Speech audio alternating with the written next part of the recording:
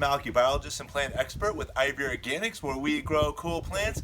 And today we're going to be talking about the anatomy of the avocado flower.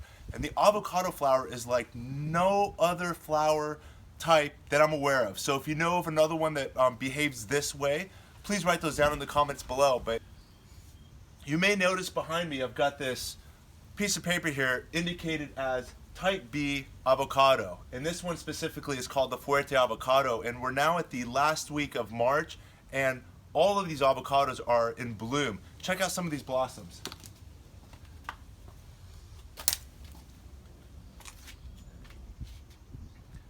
So this here is the Fuerte Avocado. Let's check out the Hass now. And this here is a second year, definitely less than 3-year-old Hass avocado, and this one is a type A Hass avocado. And take a look at some of the blossoms that are happening here on this tree.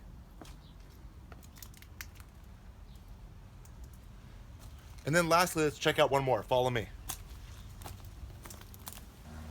And then this one over here is another type A avocado known as the Pinkerton variety of avocado. And take a look at with this avocado, which we installed about a month or two ago. You can see that we whitewashed it with the IVOrganics 3-in-1 plant guard, and we also sprayed the leaves to prevent any sun stress. The sun has not quite made it to this part of the garden yet. Let's get started. Let's get started with getting past the myth of whether or not you need 1 or 2 varieties of avocados in order to successfully grow avocados in your home garden. Some research suggests that you need only 1 avocado, and I've also found other research that requires 2. The type A and the type B, sometimes referred to as pick one sometimes referred to as the male avocado and the other one the female, but that's not an accurate description either. And even when you go to pick up your trees from your local nursery, you'll also find conflicting information as well. Check out some of these labels. Start laying them down. Now let's check out these labels. Look at how conflicting they are. This one here, the first one, Hass avocado. The grower wrote, this fruit needs a pollinator. See back for details. You turn it over and it says, use one of these varieties below for pollination. Bacon, Fuerte, Jim, Mabel, White Cell, and Zutano. And those are supposed to be companion plants for the Hass. This one, on the other hand, reads, and this is for the Reed avocado, says, self-fertile.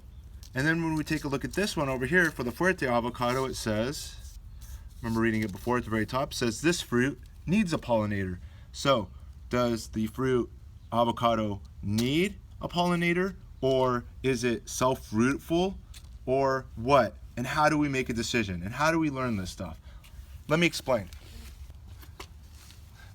Let's begin by looking at the anatomy of a flower, and let's check out these Fuerte avocado flowers that are here behind me. Check these out. So over here are a mass of flowers, and you can see that some of them are in full bloom right now, as this one is, and I've got my pencil here to point at it. This one over here, it's in full bloom, whereas the one a little higher, like this one here, already is spent. This one bloomed a couple days ago and is now since dried out, as has this one over here. And there's other ones in the far back that are also drying out, which I'm touching with the tip of my pencil, that have already burnt out as well. Let's take a look at another example of some that have spent. If you take a look in here, same situation. This one here is in full bloom. The one next to it is done blooming. It's probably started its bloom cycle about 2 or 3 days ago and is now closed, whereas these are going to still bloom in the upcoming days. This one here is not yet open. What I want to point out here now is I want to share with you the male and the female parts of the flower. So here we are in the light. I want to point out that the male part of the flower is on the side, and the pollen is resting on the stamen parts. So here's where the pollen would exist, right up in here, and it's resting on the stems known as the stamens. So this is the male part of the flower. In the center, on the other hand, which I'm touching with my pencil, is right here, right there, right in the middle of all of those stamens that are around it, is the pistil. And the pistil is the female part of the flower. And when the insect climbs all over the flower, the insect is collecting the pollen from around the pistil, and when it crosses its body with the pollen on it, it then touches the pistil tip.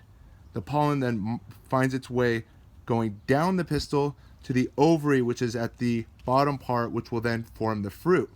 So that is just a general anatomy of a flower, but there's still something very special about the avocado flower that's different again than any other type of flower, and let's discuss that now. Firstly, I'd like to give credit to the source where I obtained this graph, and it's from the ucavo.ucr.edu. If you take a look over here, it's basically the University of California Agriculture and Natural Resource Center that prepared this information, which I want to share with you, as I'm noticing that there's very little to no discussion as to exactly what is happening and what do I need to do to have successful avocado fertilization within my trees. So what I want to point out here is avocados are divided again into either a type A variety or a type B variety. There's only two types. The type A varieties, such as the Hass avocado, when it goes into bloom on that first day, the female part of the flower, so the pistil is receptive to receiving the pollen. However, there's no male or no pollen available to the female part of the plant, the pistil and the ovary, during the first day of that one flower. But yes, there are other flowers on the tree. We're going to discuss that in a minute. But then on day 2, what happens is the female part is now not receptive to receiving the pollen, but now the male part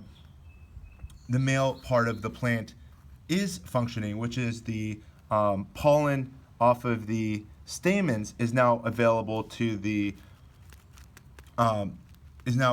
ovaries, or the pistil portion of the plant. So on one day it's a female, on the second day afternoon it's male. Again, first day morning female, second day afternoon male, and that's how one flower on the tree behaves.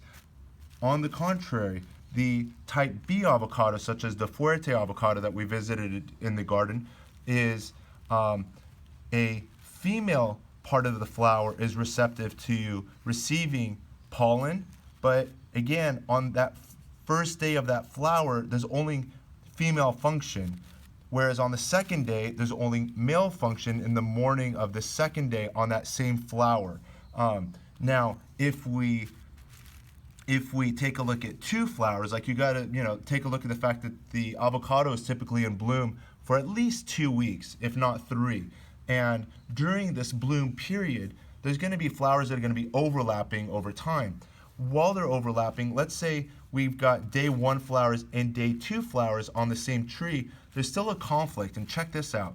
On the morning of the first day, it's female, but if there's some flowers from the day prior, so now it's day 2, those male functions on the plant are only active and available in the afternoon. So it's even on the same plant with both day 1 and day 2 flowers happening at the same time, it's only the female function that's available in the morning and only the male parts that are available in the afternoon. It seems like a conflict, and I don't understand the evolutionary concept behind why would the plant evolve in such a way, and how did it possibly I understand how it made it to continue to exist to this day with this conflict between being, for example, the type A avocado, female in the morning and male in the afternoon.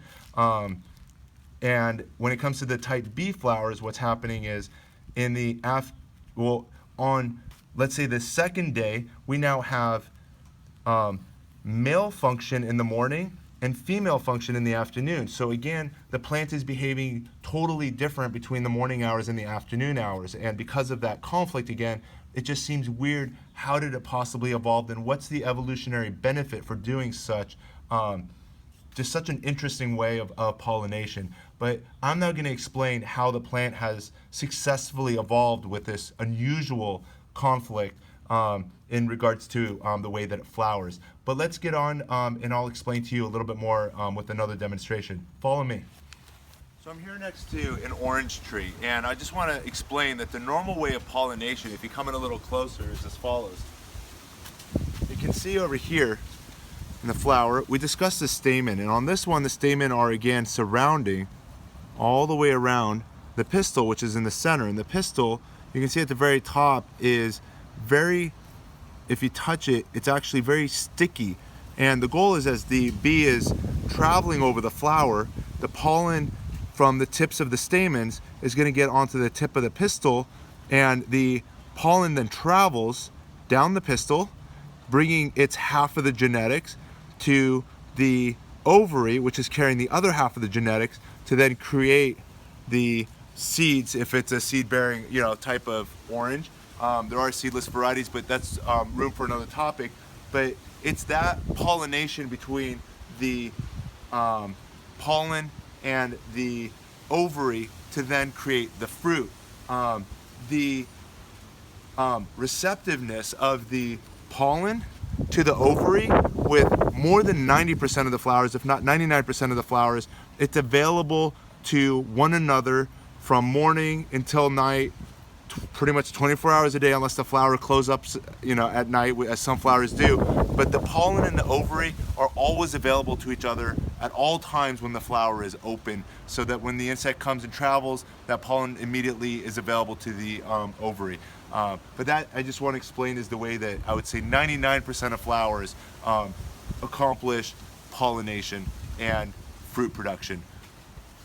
Let's get on to the next. When it comes to the concept of the pollination between the type A and the type B avocados, and when we take a look at the chart over here, we can see that in the morning of the type A's, it's the female part that's receptive, but in the morning of day 2, it's the male part of the type B that's receptive. So by having a type A and a type B, and between day 1 and day 2, in the morning hours, there will be both female on type A and male from the type B available in the morning hours.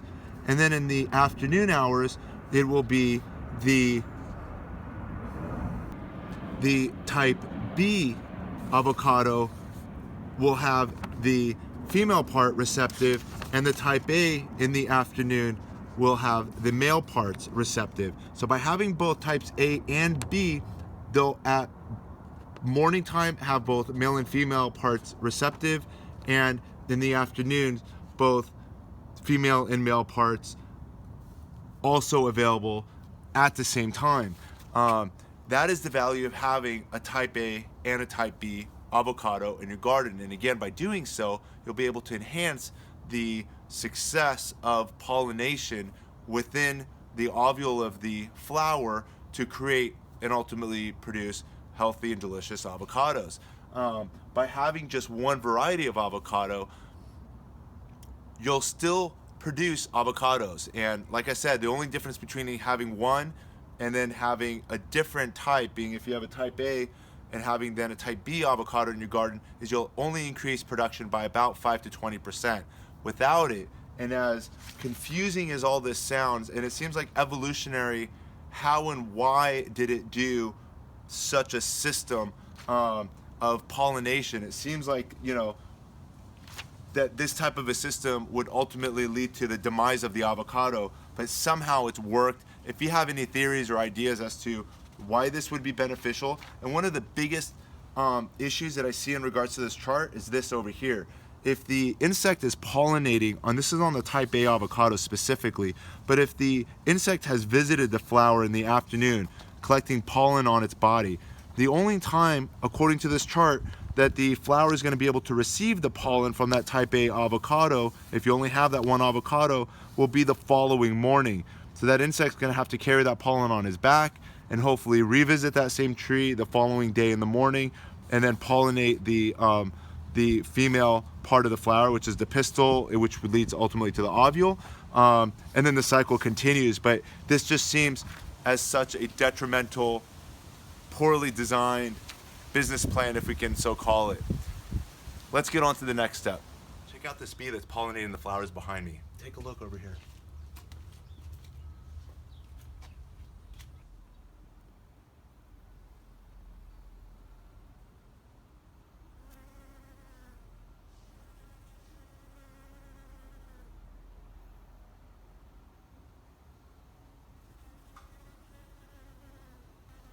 It's not just honeybees that pollinate the avocado. In fact, it's also flies, and there's also another insect which I'm going to share with you right now. You'll take a look at the flies pollinating, and you'll also see what's called a hoverfly, which is also in the fly family, and even though it looks like a bee, also pollinating the avocado. I recorded these earlier. Check these out.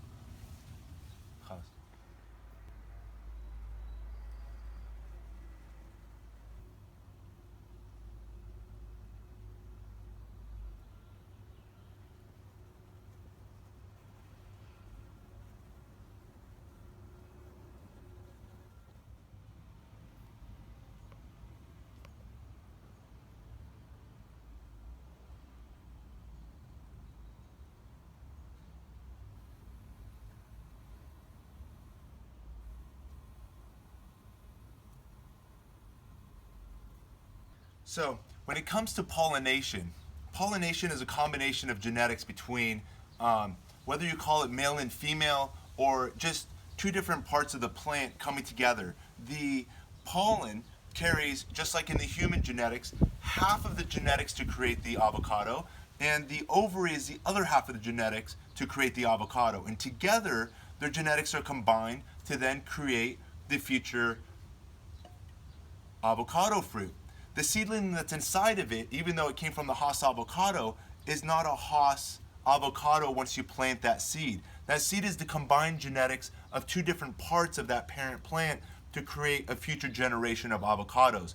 Whether it be superior or inferior, you're going to have to wait at least 7 and possibly 10 or more years for that seedling to be mature enough to support avocados on its own. So when it comes to planting seeds, you got to be patient unless you graft it or unless you take off of your parent variety an air layer, which I can put some videos down below on how to perform that, or cuttings. But when it comes to avocados, cuttings are not as successful as the other two methods of propagation, being air layering as well as grafting. Now let's talk about pollination. Check out this example that I have over here. So I have over here a few spices and a Q-tip. And the example I want to share is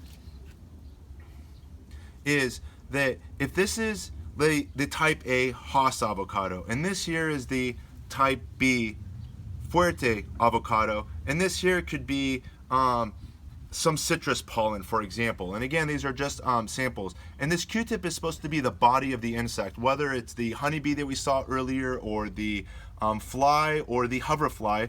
The Q-tip is going to be its body that's crawling through the flower and collecting some pollen, which is the male part of the flower. And then it's going to go and visit another avocado and roll around in the flower, within the flower, and collect some other pollen. And then it's going to go and visit, let's say, the citrus trees and pick up some more pollen. And as it's working throughout the day, it's now got pollen from a type A avocado, pollen from a type B avocado, and some other pollen from other trees in the garden. At the end of the day, what's happening, and as this insect is migrating throughout the garden, what the avocado is gaining, even if you just have one avocado, and this is the reason that it just takes one avocado to have many successful fruits in your garden, but two avocados, especially if you've got a type A and a type B avocado, will enhance your success by another 5 to as much as 20%. I'll explain why in just a minute on that.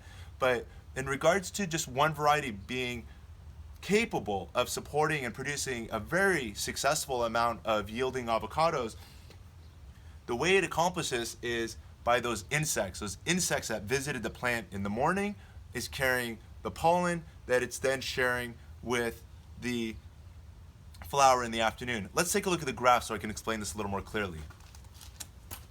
So before you go out there and start shopping for an avocado, I want to cover this one other point before I share a couple other helpful tips. I've got these two labels which we picked up from the growers, and as you can see here, we've got Hass avocado and the second one being a Fuerte avocado. We know that the Hass avocado is a type A avocado, and with the type A avocados, let me explain real quick. I think it says over here, it says this fruit needs a pollinator, but we know that that is not accurate and not true. But and it says see back for details, and I want to share with you that with the Hass avocado, they're recommending, and it doesn't matter what variety of type B avocado you have, but these are just a few varieties to look for when you're looking for type B, which is the bacon, Fuerte, Jim, Nabel, White Cell, and Zutano. Those are all type B avocados. And then over here for type B, we got Fuerte. And again, it says this fruit needs a pollinator. And we know the answer is not true. But we'll see the back for details to see some varieties of type A avocados, which include Green Gold, Gwen, Haas, Holiday, Mexicola, Pinkerton, which we've also got in the garden, Reed, and Stewart. So let me share a couple other helpful tips. Let's get started. So last year's summer, we've had several episodes of record heat waves here in Los Angeles, California, resulting in stem burn, leaf burn, and I'm going to share a couple of those examples. But first, take a look underneath this cluster of flowers. You'll notice under here, take a look at this burn that happened to the stem. Check this out. And even though, so this here is some sunburn damage. And let's take a look at another example. If you come up a little higher over this cluster of flowers, you can see how it's cracked and damaged the tissues over here, where my finger's touching right there. Take a look at those cracks. This is damage to the bark. It may have actually damaged all the way down to the cambium tissues, which are the vessels that transport the sugars in the water throughout the plant. And what's supporting now the rest of this growth, which is lower down here, is from the underlying side, which is in the shade. All of this could have been protected with an application of the IVOrganics, and it's a 3-in-1 plant guard where you just add water, and it's protection against damaging sunburn and insects and rodents for use on your roses, fruit and nut trees, ornamental trees, and shrubs. And it's a non-toxic, environmentally safe, and organic product, and it's now also registered material for use in organic agriculture. The product comes with, the product is available either in white as well as brown and green. And once you open the can, it comes with these powders of either brown or green or white, in addition to this oil vial. And the oil vial contains 7 natural organic oils, which include castor oil, cinnamon oil, clove oil, cedarwood oil, garlic oil, peppermint oil, and rosemary oil, all oils which help naturally also defend against insects. So one is to protect the plant from sunburn. The second one is with the oil is to help repel insects from entering the damaged wood and potentially hollowing out the center of the stems or the tree trunk, depending on where that damage is. So what you're going to do is once you add water to it, you're going to end up with a solution like this, which we're then going to use and apply with our brush. So we're basically going to come in here and just want to show a little example of how this would now protect your plant in organically protecting your plant. Many people just simply use latex paint to accomplish the same, but this here is an organic alternative that one offers the sunblock protection as well as the defense against insects as well as rodents. And we can just do that.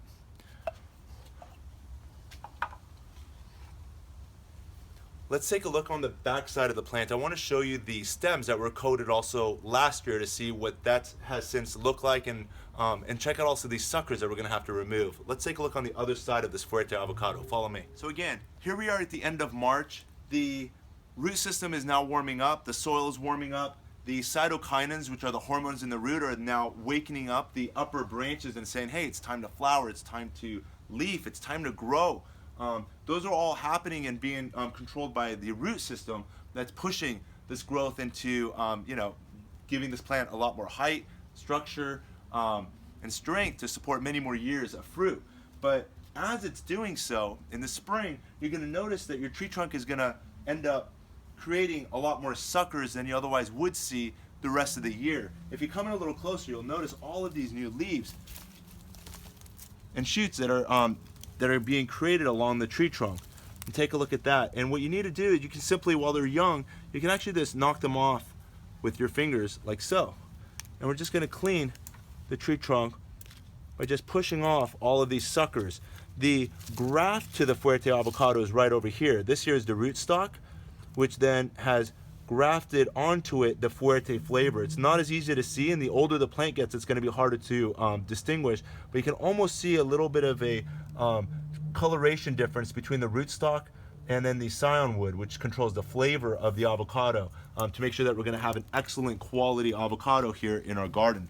What I'm now going to do is the bottom When we installed this plant, it was only about 4 to 5 feet tall. So the top 2 to 3 feet of it were covered with so many leaves that we're only able to paint the lower part of the tree trunk with the IVOrganics. And if you take a look at the stem, you can see that it's got a little bit of lightness that's still on it. You can actually see, you know, some hints of the IVOrganics that's still held, and it was very waxy and green last year. But now as the wood begins to harden and create a layer of bark, we can now more easily apply the IVOrganics to the plant. And you can see that even with those exposed surfaces from that bud that we removed, we've now coated it to prevent the possible entryway of any beetles or termites or any other types of insects that may want to work their way into the tree. So we're just going to continue cooling the plant off like so. I'm now going to take my time later on and properly coat the lower part of the tree trunk. Another concern with avocados, as the temperatures get into the upper 90s and into the hundreds, this is more of an issue in the inland part of Los Angeles, or I know in Arizona, in Texas. When those higher hot days come, these younger leaves will, one, begin to wilt and melt and sometimes even burn. Let's take a look at a video from last year, July of 2016, to see some of the damage of what happened with the summer heats. Check this one out. Today we're going to be discussing sunburn.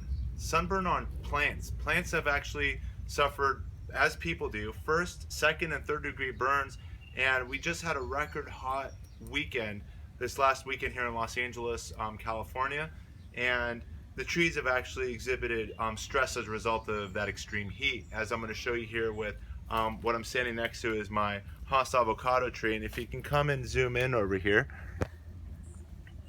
you'll notice here on the leaves that they've turned charred and they're almost crispy.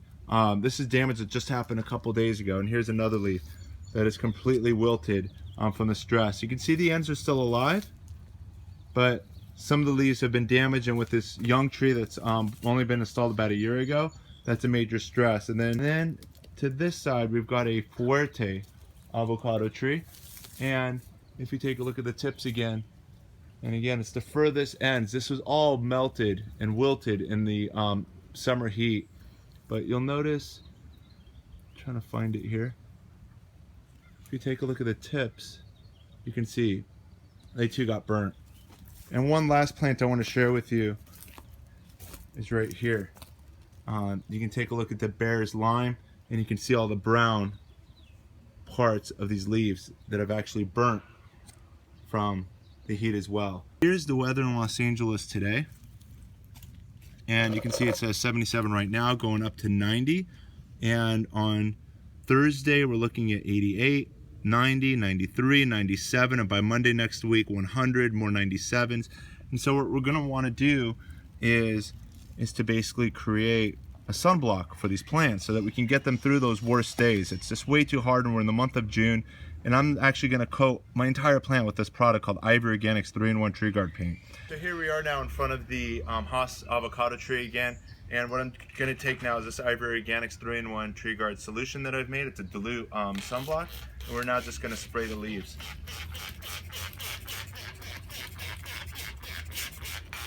And this will now keep the plant cool even on the 100-degree day. Just as we're going to be escaping the heat and trying to find some shelter, this plant is going to be stuck in the sun. So this here will keep the plant cool while the roots continuously get established, and so it continues to grow and not be stressed or possibly, you know, killed by the extreme heat. So take a look now and zoom in on these leaves. Try to see if you can actually see the drops of sunblock that we've now got on these leaves. Take a look at that. See that? We just did that all the way up. And you'll notice that the tree trunk we did at the time of installation, we painted it with the IVOrganic's 3-in-1 Tree Guard paint to basically keep the tree trunk cool too. As we discussed in the video, you could create a spray, a foliar spray using the IVOrganics, and this is that product over here. IVOrganic 3-in-1 Plant Guard. You spray on your trunk, branches, and leaves for protection against, again, damaging sunburn and insects and rodents. Ideal for newly installed plants and trees, and also if you know for sure that there's going to be a heat wave coming up, you can actually spray your plants and keep them far cooler than they otherwise would be just exposed to the extreme heat. And let's take an example, like for example, take a look at these leaves that are unsprayed. This is new growth that just came out in the last week or two. And we're now just gonna shake our IVOrganics over here and spray that on. And take a look at what we've created. And you can see that we've got now a nice light film of what is like an organic sunblock spray to help keep the plants cooler. And this will help prevent the wilt and the burn as what happened last year, July, when the extreme heat wave came to Los Angeles.